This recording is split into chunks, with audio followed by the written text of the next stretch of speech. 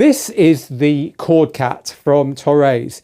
It is a tiny little groove box. It's got 8 tracks. It's got a 16-step sequencer. You can record lots of patterns to each of the tracks, build your tracks up with it. It's got a output for your speakers, an output for your headphones, USB powered. You can also power it with batteries. No speaker built in, so you're going to need to plug in some wired headphones at the very minimum, or your speakers as I have here. This is currently being powered through USB. There's also a USB connection to the computer, so you can have a companion app on there for getting the MIDI out of this if you want to. Well, you will carry on working on the projects that you come up with on this on your DAW, because this is really a bog standard sequencer. There's no sampler in here. There's only basic sounds. We'll have a listen to them in a second. What this really is all about is using this button here called the Cruiser to come up with chord progressions to match the productions that you're coming up with. And what these guys have thought is that DJs and people who aren't musically trained but who know what sounds good really struggle with, and we know this from our production training because it's one of the biggest problems our production students have, struggle with coming up with nice sounding chord progressions that don't sound cliched, right? Because a good chord might have 4, 5, 6 notes in it.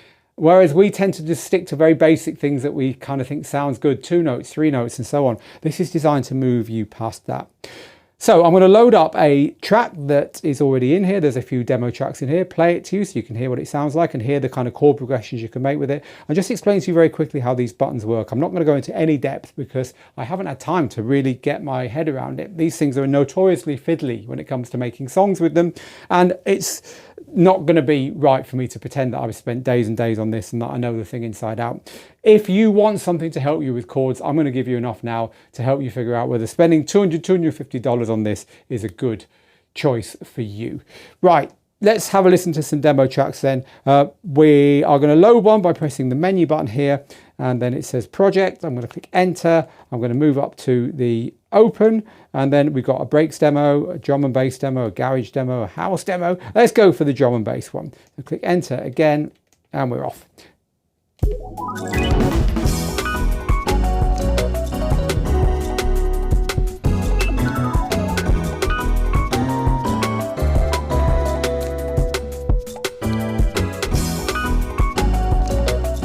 Very liquid drum and bass, right? But you heard those plucked kind of guitar chords being played there. That sounded pretty sophisticated, right? So how do they get them? How does that work? Well, let's have a little look. This is a very basic workflow to help you understand that. So I'm not going to program anything other than show you the chord buttons here. So we're going to need to get something on to play along to. So let's just click the metronome button here by holding shift and pressing metronome. So now when I press play, at least we'll hear something. In fact, no, let's go to a new project first. I forgot to do that. So I'm going to go to menu. I'm going to click enter. I'm going to click create new, and then I'm going to click OK. Right, so I've now got a completely blank project. Right, metronome. So now we're going to hear something when we press play.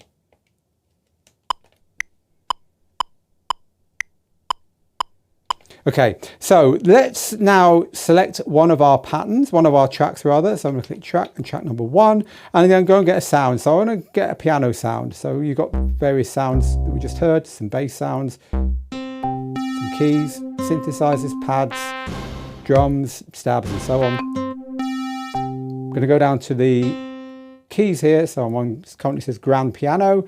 I'm going to listen through some of the piano sounds. So these will give you the variations when you're in a set of sounds here. House piano, sounds all right. It's playing an individual note at the moment, of course. But here, you can already hear it's playing chords for me. That's because this chord button is lit up. If I turn that off, and back to my individual notes. Now the scale here can be decided by holding down shift and pressing scale, and then here it'll tell you what scale you're currently on.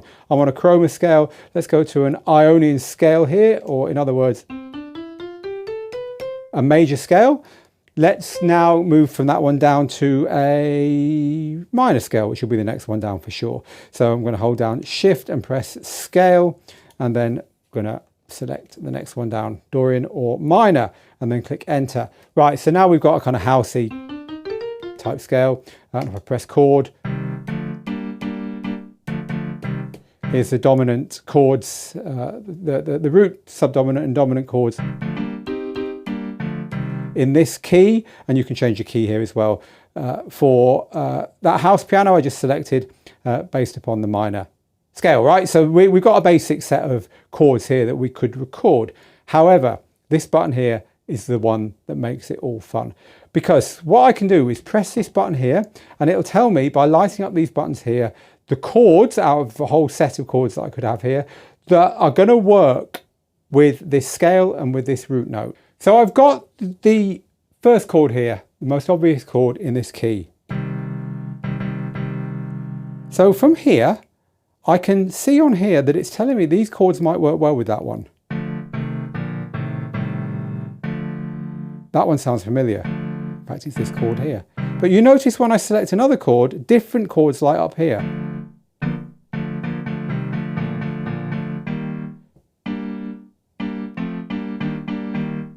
And the idea is that these are chords that are going to go nicely after this one based upon what you've set here. So this chord here might sound good with one of these.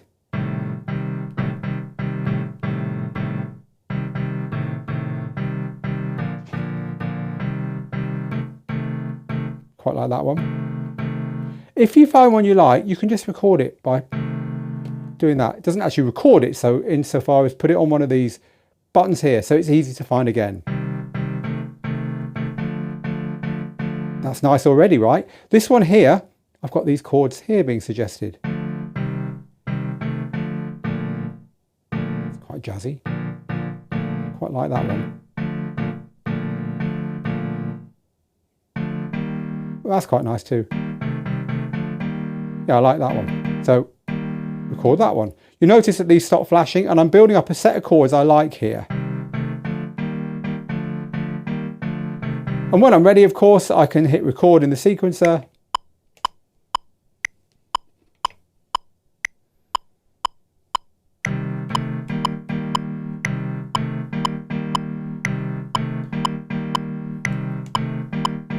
And start building up my chord progression that way. So that was just one pattern that I put 3 chords in there. Of course, you've got lots of patterns that you can then build up your song with. And that was one track, and you've got 8 tracks to play with. Typically, you'll spend some time coming up with the drums. It's a very standard drum sequencer. Maybe coming up with the bass line, setting the key and the scale. Also, then when you're ready, putting the chords over the top of it, and then building a basic song up that way. It's a very basic sequencer. There's nothing special about it. As I said earlier, it's this Chord Cruiser thing that makes it interesting. The fact that it's giving you chords that maybe you hadn't thought of. Now, there's a lot of ways you can tune this to give you what you're looking for. So for instance, if I hold down Shift and press Cruiser, it's currently in a minor scale, minor chords, but I can move to major chords, 7th chords, which are good for house, minor 7th, major 7th. It's actually got a house set of chords, pops, drum and bass, 80s synth pop, future bass, etc, etc. So there's whole sets of chords here, and there's 110,000 combinations based upon the algorithm that's built into it. So you can fine tune what you want. You can also fine tune the number of notes in the chord, the root note, and so on.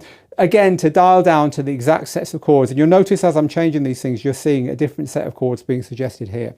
So it's an experimentation machine designed to tune you into chords that you can have a chance to listen to while auditioning them against other chords that you saved along the bottom here, to give you a set of chords that when you hit record, you've got stuff that makes it sound like you're a better player than you really are. Because of course, you don't even have to play live. You can hold down the sequencer notes here and just tap the chords you want. And again, it's easy enough to add them where you want them. Right, there's a few other bits and pieces to talk you through. This is where you program your sequences. This XY pad, as well as being a place to select chords when you're in this mode here, is a place that you can add volume, you can add automation here, which will be recorded when you press the record button at the top. There's an arpeggiator, so at the moment it's playing the chords as whole chords, but the arpeggiator will move through the different notes, and you can move up and down and left and right to give you a different rate and intensity for the arpeggiator. There's also a MIDI delay, so this will all be remembered in MIDI, so it can come out the back and be put into your DAW to play further with. And there's also a ducker here as well. So I'm not going to go into any more detail than that on this right now for reasons already stated. But if you want something that helps you come up with chords on the go that you can then either remember in the unit itself for later, or that you can put into your DAW in order to play on in the future and to turn into a finished track. This is fantastic. I can't think of any other hardware device that just lets you play with chords like this. It's all the rage in software at the moment, of course, but for a hardware device, this is quite unusual. You're tied to the algorithms, but hey, being tied to stuff is never necessarily a bad thing when you're composing. It just gives you some limitations that you can work with to be creative. 110,000 combinations sounds like quite a lot to me, and the fact you can mess around with the scale, the key, the root note, you can mess around with the octave and transposition. There's also a really nice feature called direction, which you can use to give you variations on what you've programmed in the sequencer, which is different from the chord section, but it's something Torres have played with before. So instead of the sequence playing like this, you could have it play clockwise like this, or anti-clockwise, or up and down, which can give you nice variations, especially if you are then tying it up with chords played in the arpeggiator and so on. So there's a lot of creative stuff in here. The sounds are all right, they're not brilliant. You heard the demo there. Let's just play one more demo to play out with so you can hear kind of the limitations of what it sounds like, and also how good it gets with the sounds it's got. But it's really designed as a composition tool that you then go and refine, add your own samples to, and then maybe, well, definitely replace the sounds with stuff that's more to your taste. No SD card slot for putting extra stuff in or samples or anything like that. It's pretty basic. Let's have a listen then before we finish here today at one other set of finished sounds and sequences in the projects that they've come up with here. So we listened to the drum and bass one. Let's have a listen to the garage demo to play out with. Here it is. Oh, let's turn that metronome off.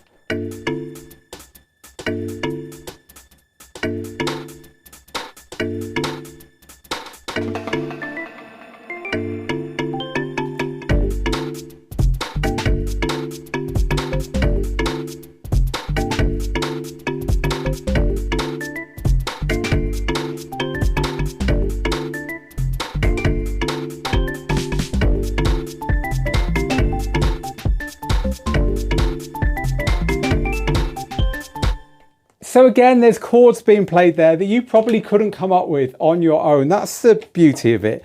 Helping non-musicians come up with interesting chord sequences and then doing more with them in your DAW. Because it's got MIDI, you could plug it into like the A9 mixer and use the MIDI clock on the A9 to sync this and then plug this in. And you could do kind of like basic hybrid DJ sets with your own keys and sounds and so on from it. I guess that is a use case, and if you've got it with you, why not, right? But it's not the main use case. The main use case is a chord composition tool. Anyway, it's the latest from Torres. It's the Chordcat, and this has just been a very first look at it. I'm going to go and take this away for the whole summer now and play with it, see if I can figure out its ins and outs and see what I can do with it. I'm not in a position to tell you that much more about it now. We've literally had it in the studio for about half a day, but $249, right? Bit of a giveaway. Hope you've enjoyed this. Let me know what you think underneath. Meanwhile, this has been Phil in the Digital DJ Tips studio with a very quick first look at the Torres Chordcat. Now get good, get out there and make the moments. Bye for now.